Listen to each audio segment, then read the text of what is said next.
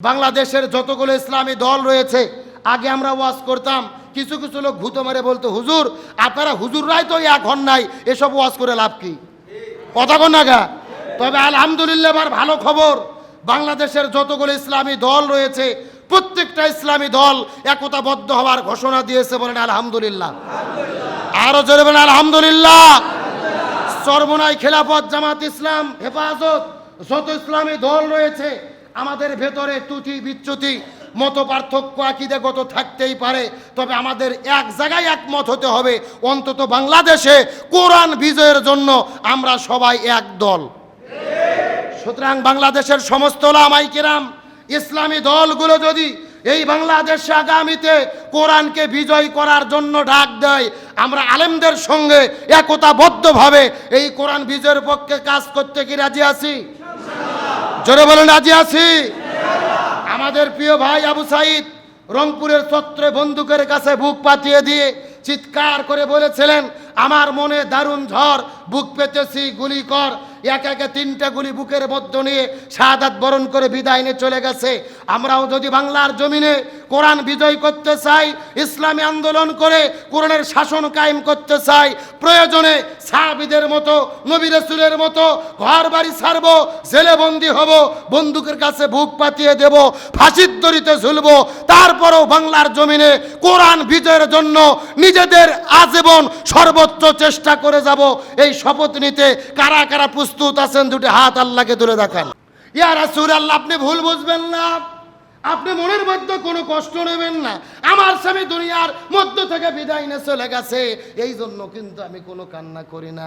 আমার মনের মধ্যে কিন্তু কোনো পরিমাণ টেনশন নাই। আমার কান্না করার কারণ হলো, এই উদের প্রান্তরে আসার কারণ হলো, আমার নবীর, আমার স্বামীর ফরজ গোসল বাকি ছিল, আপনি একটু আমার স্বামীর জন্য গোসলের ব্যবস্থাটা করে দেবেন।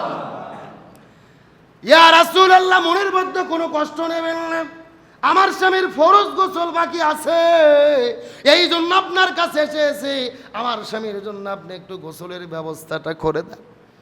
যেই মেয়েটি বাসর ঘরের ভেতরে স্বামীকেও ভালোভাবে কাছে পাইল না, স্বামী দুনিয়ার মধ্য থেকে শাহাদাত বরণ করে বিদায় নিয়ে চলে গেলেন, অথচ স্বামীর জন্য তার কোনো টেনশন নাই। তার মানে বোঝা গেল, ইমানের বলে যারা বলিয়ান হয়, ইন্নাল্লাযীনা ক্বালু রাব্বুনাল্লাহু সুম্মা ইসতাকাম, আল্লাহর প্রতি ঈমান আনার পরে যারা অবিচল থাকে, এদের কোনো ভয় নাই, এদের কোনো টেনশন নাই, এরা হাসতে হাসতে জীবন দেয়, শাহাদাত বরণ করে, কিন্তু জালেমের কাছে মাথা নত করে। এই বাংলার জমিনে কত মানুষদেরকে বিদায় করে দেওয়া হয়েছে। ওই কোরআনের বাকি শহীদ আল্লামা দিলওয়ার হোসেন সাঈদী অর্ধশত বছর ধরে কোরআনের মাহফিলে যিনি আলোচনা করেছেন, যার আলোচনা শোনার পরে হাজারো মানুষ কালেমা পড়ে পড়ে পড়ে পড়ে মুসলমান হয়ে গেল। যেই মানুষটাকে কাবা শরীফের ইমাম শায়েখের আব্দুর রহমান সুদাইসি বুকের মধ্যে জোরে ধরে কপালের মধ্যে চুমু খাইল, ওই কোরআনের ফাঁকি আল্লামা সাঈদীকে 1 নয় 2 নয় 13 বছর ধরে জেলে বন্দি রেখে, ওই জেল থেকে বের করার পরে হসপিটালের মধ্যে ভর্তি করার পরে ইনজেকশনের সিরিজের মধ্যে বিষ ঢুকায়া আল্লামা সাঈদীকে দুনিয়ার মধ্য থেকে বিদায় করে দিল। আল্লামা সাঈদীর কোনো দোষ ছিল না, অন্যায় ছিল না, অপরাধ ছিল না। তার অপরাধ হলো একটা, এই জমিনের ভেতরে তিনি কোরআন বিজয়ের আন্দোলন করেছিল। আর কি কোনো দোষ আছে? কোনো অপরাধ আছে? যখনই আপনি কোরআনের সমাজ কায়েমের কাজ করবেন, ইসলামী আন্দোলনের কর্মী হবেন, আপনি যত ভালো মানুষই হন, আপনার বাবা আপনার শত্রু হবে, আপনার ভাই আপনার শত্রু হবে, এলাকাবাসী শত্রু হবে, সরকার শত্রু হবে। দিনের পথ এটা ফুল বিছানো পথ নয়, ইসলামী আন্দোলনের পথ হলো জীবন দিয়ে শাহাদাত বরণ করার পথ। আমার বন্ধুগণ, মুসলমান ভাইরা, গভীর মনোযোগ, সময় যেহেতু কম, আমি আপনাদের আর ব্যাখ্যা দেব না, বেশি দীর্ঘ করবো না, কথাটা বোঝার চেষ্টা করেন। এই জন্য মেয়েটি ডাকতে পারে, ইয়া রাসূলুল্লাহ, আমার স্বামী বিদায় নিয়ে চলে গেছে, আমার কোনো টেনশন নাই, আমার স্বামীর ফরজ গোসল বাকি, আপনি একটু আমার স্বামীর জন্য গোসলের ব্যবস্থাটা করে দেবেন। নবী কান্না করতে করতে সমস্ত সাহাবীদেরকে ডাকতে বলে, এ সাহাবীরা, হানজালা লাশটা তোমরা খুঁজে বের করো, তাকে সুন্দর করে গোসল করে দিতে হবে। নবীজির সমস্ত সাহাবীরা পুরো মদিনার মধ্যে খোঁজাখুঁজি করেছে, কিন্তু দুর্ভাগ্যজনক ব্যাপার হলো ওই মদিনার ভেতরে সবাইকে খুঁজে পাওয়া যায়, কিন্তু হানজালার লাশটা খুঁজে পাওয়া যায়। সাহাবীরা বলে টেনশনের মধ্যে পড়ে গেলেন।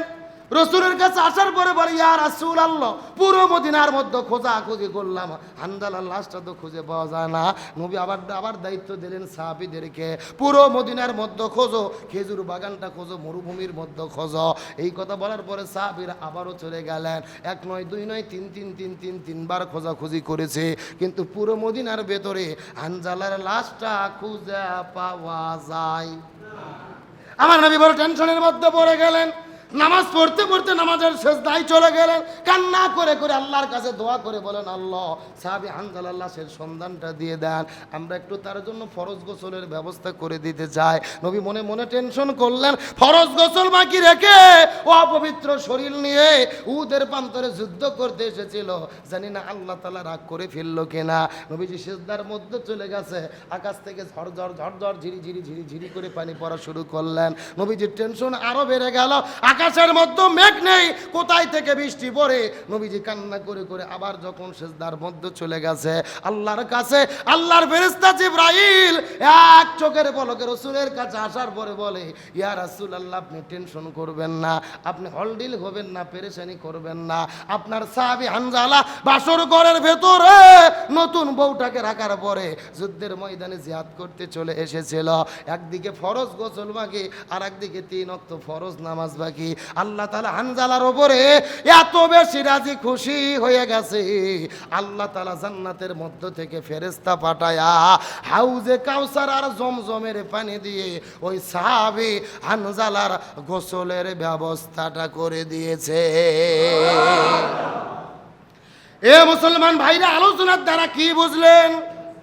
একদিকে ফরজ গোসল বাকি, আর একদিকে 3 ওয়াক্ত ফরজ নামাজ বাকি, কিন্তু আল্লাহর দ্বীন কায়েমের আন্দোলন করার জন্য লড়াই সংগ্রাম করার কারণে আল্লাহ তো বেশি রাজি খুশি হয়ে গেছে, জান্নাতে ফেরেশতা দিয়ে তার জন্য গোসলের ব্যবস্থা করেছে। তার মানে বোঝা গেল আল্লাহর কাছে ফরজ গোসলের চেয়ে, ফরজ নামাজের চেয়ে সব চাইতে বেশি প্রিয় হলো এই জমিনের ভেতরে কোরআন বিজয়ের আন্দোলন করা। আমি কি বুঝতে চাই, আপনারা কি বুঝতে পেরেছেন? সব চাইতে দামি কি বিজয়ের আন্দোলন করা? এই জন্য আল্লাহর কোরআন বলেছেন, ওমা ওয়াসাইনা বিহি ইব্রাহিম ওয়া মূসা ওয়া ঈসা আন আকিমুদ্দিন ওয়ালা তাতাফাররাকু ফি। আল্লাহ তাআলা বলে, পৃথিবীর মুসলমানেরা গভীর মনোযোগ, এই জমিনের ভেতরে হযরতে মূসা, ঈসা, ইব্রাহিম আলাইহিস সালাম, আমি যত নবী রাসূল প্রেরণ করেছি সব নবী রাসূলের দায়িত্ব ছিল তারা যেন জমিনে দ্বীন কায়েম করে। আনাকিমুদ্দিন, তোমরাও যদি মুসলমান হও এই জমিনে দ্বীন কায়েমের আন্দোলন করো। এই ব্যাপারে কোনো মত পার্থক্য করা যাবে? এই ব্যাপারে কোনো দলাদলি করা যাবে? তাহলে আপনি যে দল করেন, যা করেন, চাকরি করেন, ব্যবসা করেন, কৃষিকাজ করেন, আপনি করেন, একটা জায়গায় এক থাকতে হবে, এই জমিনে যেন কোরআন বিজয় হয়। এই ব্যাপারে মত পার্থক্য করা যাবে না। কার কথা? আর আমরা যদি মত পার্থক্য করি গুনাহ হবে কি হবে না? দ্বীন কায়েমের ব্যাপারে মত পার্থক্য করা হলো হারাম। দ্বীন কায়েমের ব্যাপারে মত পার্থক্য করা কি? আরো জোরে মত পার্থক্য করা কি? সুতরাং এই বাংলাদেশে আল্লাহর কাছে সবচাইতে প্রিয় কাজ ইসলামী আন্দোলন করে কোরআন বিজয়ের পক্ষে একতাবদ্ধভাবে আমরা কাজ করতে রাজি আছি না নাই? রাজি আছি তো ইনশাল্লাহ। আল্লাহর রহমতে বাংলাদেশে নতুন এক প্রেক্ষাপট তৈরি হয়েছে। বাংলাদেশের যতগুলো ইসলামী দল রয়েছে, আগে আমরা ওয়াজ করতাম, কিছু কিছু লোক ভূত মারে বলতো, হুজুর, আপনারা হুজুররাই তো এক হন নাই, এসব ওয়াজ করে লাভ কি? কথা কন না গা? তবে আলহামদুলিল্লাহ, এবার ভালো খবর, বাংলাদেশের যতগুলো ইসলামী দল রয়েছে প্রত্যেকটা ইসলামী দল একতাবদ্ধ হওয়ার ঘোষণা দিয়েছে। বলেন আলহামদুলিল্লাহ। আরো জোরে বলেন আলহামদুলিল্লাহ। চরমোনাই, খেলাফত, জামাত ইসলাম, হেফাজত, যত ইসলামী দল রয়েছে, আমাদের ভেতরে ত্রুটি বিচ্যুতি মত পার্থক্য আকীদাগত থাকতেই পারে, তবে আমাদের এক জায়গায় একমত হতে হবে, অন্তত বাংলাদেশে কোরআন বিজয়ের জন্য আমরা সবাই এক দল। সুতরাং বাংলাদেশের সমস্ত উলামায়ে কিরাম, ইসলামী দলগুলো যদি এই বাংলাদেশে আগামীতে কোরআনকে বিজয় করার জন্য ডাক দেয়, আমরা আলেমদের সঙ্গে একতাবদ্ধভাবে এই কোরআন বিজয়ের পক্ষে কাজ করতে কি রাজি আছি? জোরে বলুন রাজি আছি। আমাদের প্রিয় ভাই আবু সাইদ রংপুরের চত্বরে বন্দুকের কাছে বুক পাতিয়ে দিয়ে চিৎকার করে বলেছিলেন, আমার মনে দারুণ ঝড়, বুক পেতেছি গুলি কর। এক একে 3টে গুলি বুকের মধ্যে নিয়ে শাহাদাত বরণ করে বিদায় নিয়ে চলে গেছে। আমরাও যদি বাংলার জমিনে কোরআন বিজয় করতে চাই, ইসলামী আন্দোলন করে কোরআনের শাসন কায়েম করতে চাই, প্রয়োজনে সাহাবীদের মতো, নবী রাসূলের মতো ঘর বাড়ি ছাড়ব, জেলে বন্দী হব, বন্দুকের কাছে বুক পাতিয়ে দেব, ফাঁসির দড়িতে ঝুলব, তারপরেও বাংলার জমিনে কোরআন বিজয়ের জন্য নিজেদের আজীবন সর্বোচ্চ চেষ্টা করে যাব। এই শপথ নিতে কারা কারা প্রস্তুত আছেন? দুটি হাত আল্লাহকে তুলে দেখান।